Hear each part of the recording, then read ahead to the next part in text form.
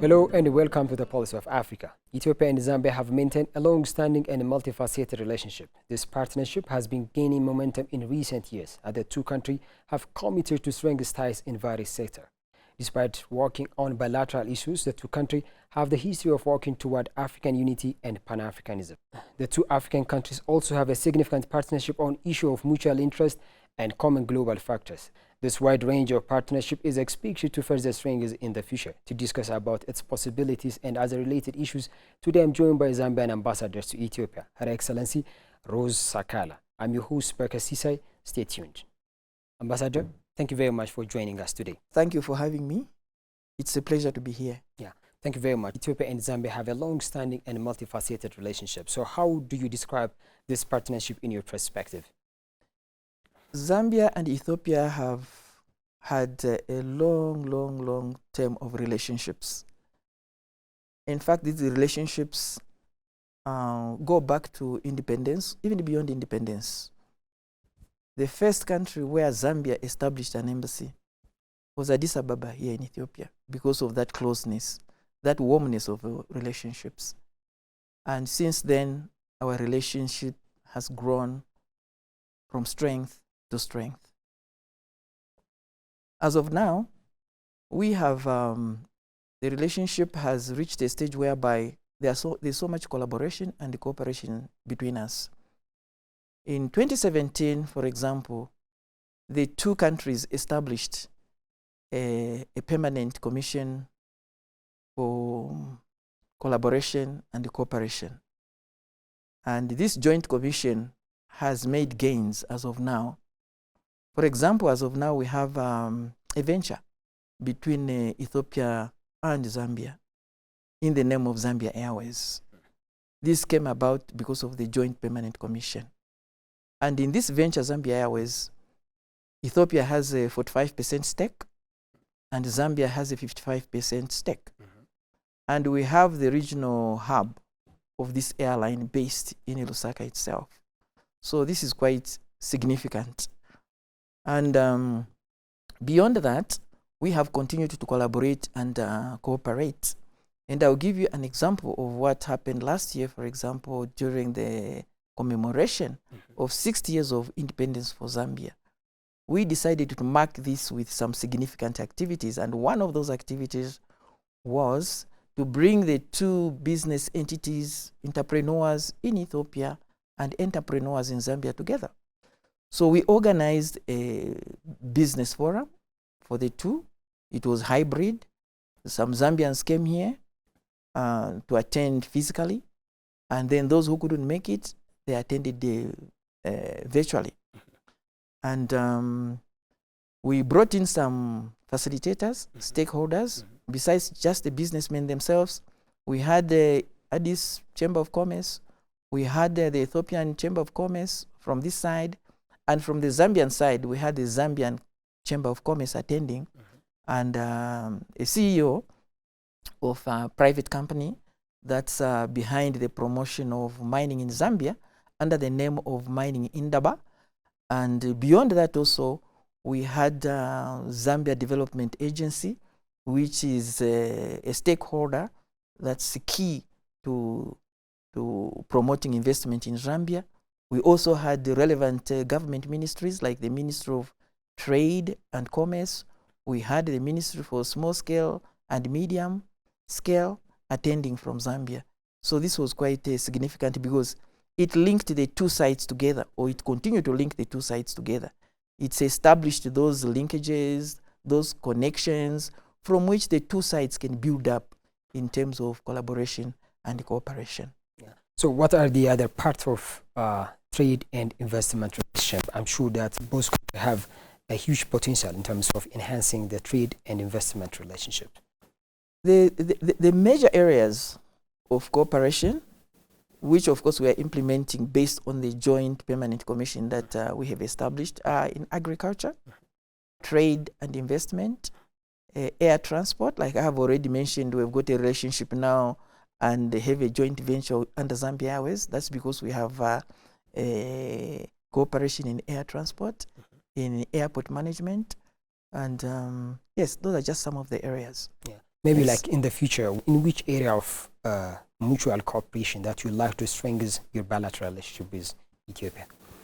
Going forward, we would like to enhance relationships among our young people, because quite often they are left behind.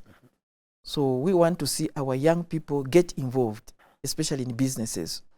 Most of the unemployment on this continent affects the young people, and yet they are the largest part of the populations in almost every country, including Zambia. So this is our main area of focus. We have also realized that women, we've talked so much about empowering women, but not much has been done. And this also is going to be our area of focus going forward. And this will spread out in all industries, in all sectors of our economy. So moving on to the other question, Zambia along with Ethiopia, you have been always on the side of African unity. So what kind of commitment do your country has by now to further strengthen this commitment toward working to African unity? Zambia is a very committed member of the AU in the sense that it participates in the programs of the AU. We are very committed to that, and all the programs of the AU, we participate with the aim of achieving the objectives of Agenda 2063.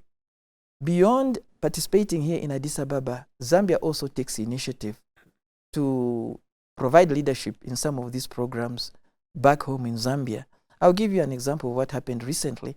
That's back in May, when the president of Zambia, Mr. Hakainde Hichilema, took a lead in the water conference. I think you heard about the water conference, which brought to Zambia about 2,000 participants, and whose objective is in line with the objectives of Agenda 23 to enhance water security and sanitation. I think that's one of the examples I can give in terms of how committed we are in the unity of the whole continent of Africa. By bringing people together, or the Africans together in Zambia, that is an example of how much we want to work in a unified way with the rest of Africa. Yeah, thank you very much indeed. So the other question is on the peace and security. I think as we have already discussing about, you have been like working toward the African unity. So what is your effort in terms of just maintaining peace and security in Africa?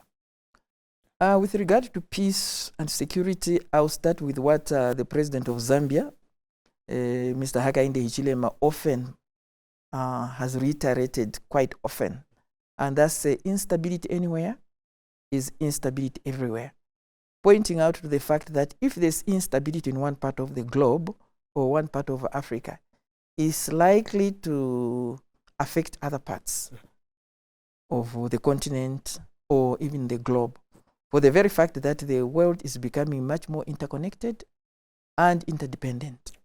And because of that belief, he has gone further to demonstrate that he is keen and interested in addressing or in participating in peace issues, peace initiative all over Africa. And I'll give you a bit of history of how Africa or Zambia has been involved in the peace processes or peace initiatives in Africa. As far back as 1989, our first mission where we were involved with our troops was in Namibia. And since then, we have deployed troops to a number of countries on the continent. And these countries have included Angola, Sierra Leone, Sudan, Somalia, and currently we are also involved in the Central African Republic in the UN mission, where we are actually providing the leadership or the command. In terms of security, it will be a miss for me to leave out Zambia's participation under the C10.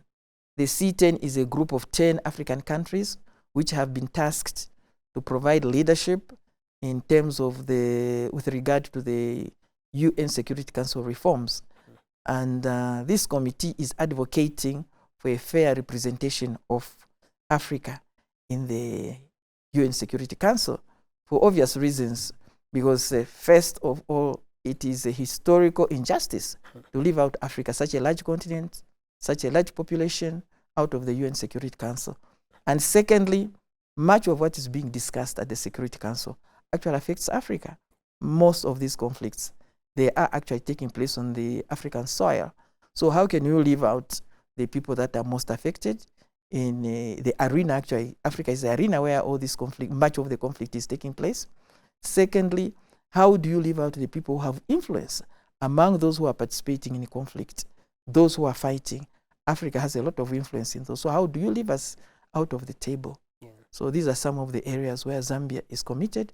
And an example also of their commitment is recently, Zambia hosted the C10 ministerial meeting to discuss the same issues of the UN Security Council and the inclusive, that Africa should be included and fairly represented. We are proposing that we should have 2 permanent seats on the Security Council, and that we should have a total of 5 non-permanent seats on the Security Council. As you know, as of now, we have 5 members of the Security Council. That's the US, the UK, France, Russia, and China. And we are saying Africa should have 2 seats.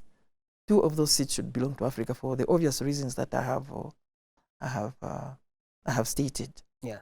So I think the primary responsibility in terms of maintaining peace and security in Africa is, I think, it's at the African Union. So what's the Zambia's contribution in terms of strengthening African Union in the peace and security? Zambia, like I have mentioned, we provide troops, we participate. Right now we are in the countries that I mentioned, like we are in Somalia, we are in the Central African Republic. And besides sending our troops, we are engaging, we are promoting the engagement of dialogue.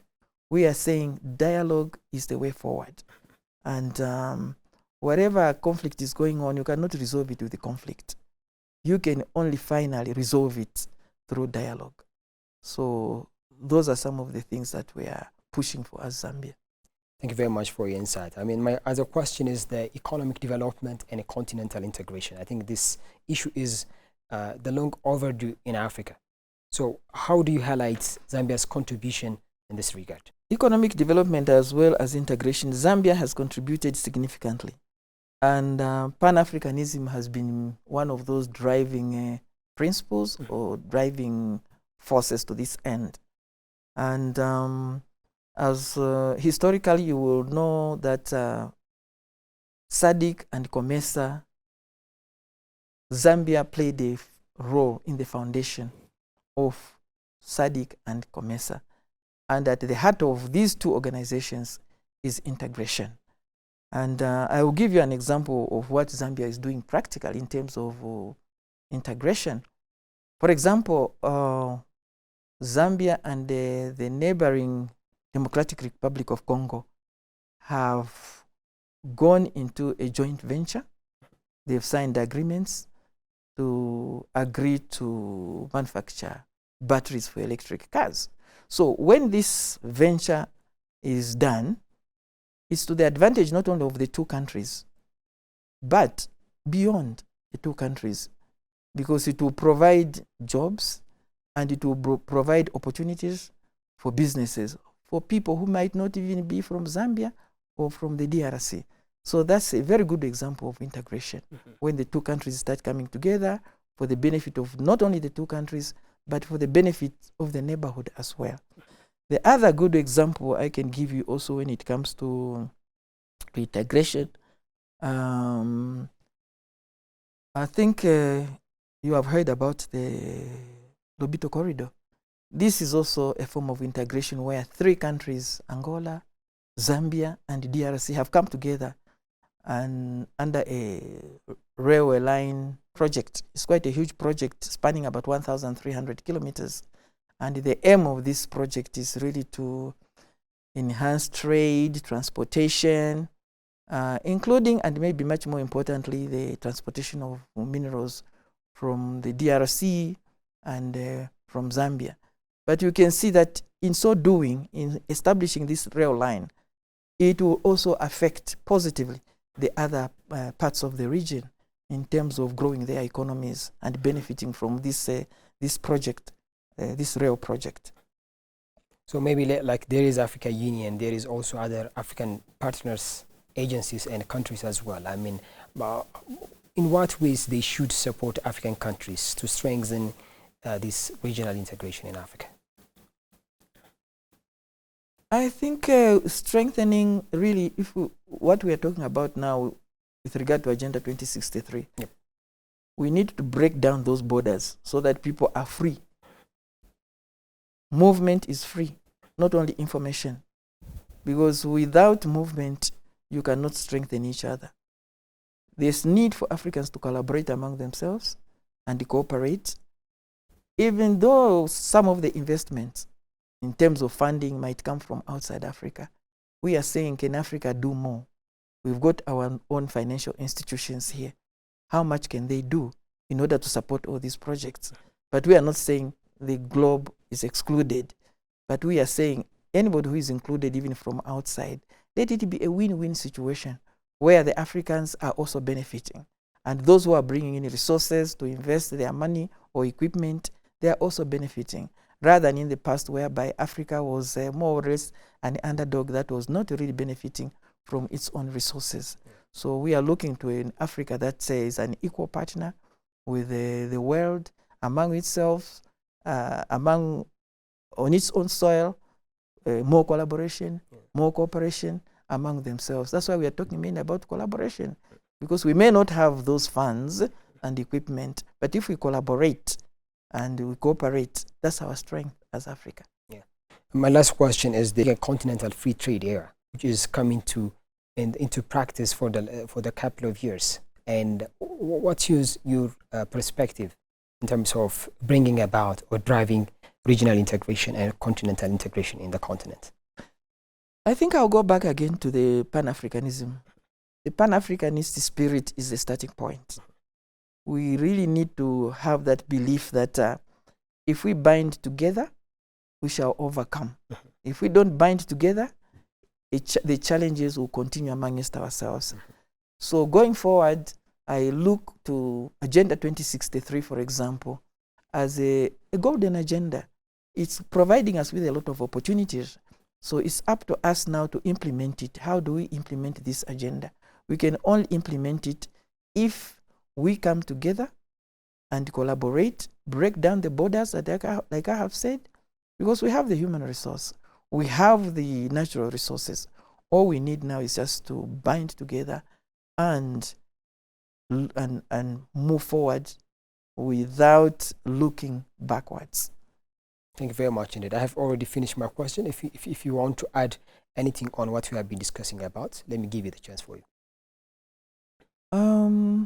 In conclusion, I would like to say the Agenda 2063 is a golden opportunity for Africa to move forward. Africa did very well. It fought for independence. We achieved that. At the economic front, we are having a lot of challenges. And when you look at Agenda 2063, that's really the key to unlocking the way forward. And all we need to do is to implement it. It's a very good idea, but ideas don't work unless if they get on the ground, they are implemented. I thank you. Thank you very much indeed. This is all about what we have for today. Thank you very much for watching Pulse of Africa.